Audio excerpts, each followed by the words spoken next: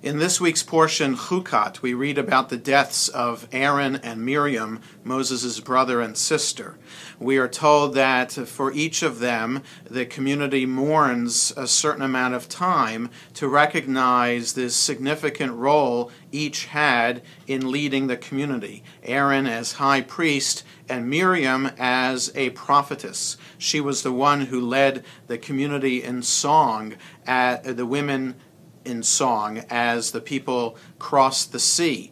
And so the rabbis tell us that because she is a prophetess, there are extra blessings that came to the community because of her work and her role in the community. The rabbis tell us that miraculously a well followed the community as they traveled through the desert, providing the nourishment and the life-sustaining force of water as the people traveled. And as soon as she died, the well dried up.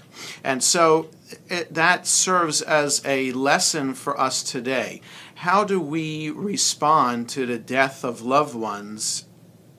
They provide the life-sustaining nourishment that we need in our lives, and when they die, it's as if that life nourishment has dried up.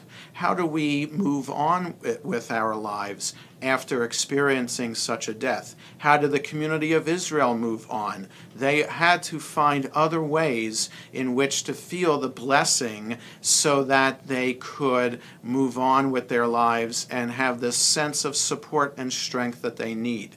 That is the motivation and lesson for us as well. When we experience a tragic loss in our life, a loss that had nourished us until that point, the challenge is to try to find new sources of blessing and nourishment. And if the community of Israel could do so and live on in Miriam's memory, so too should we find those blessings in our life so that we can move on as well. Shabbat Shalom.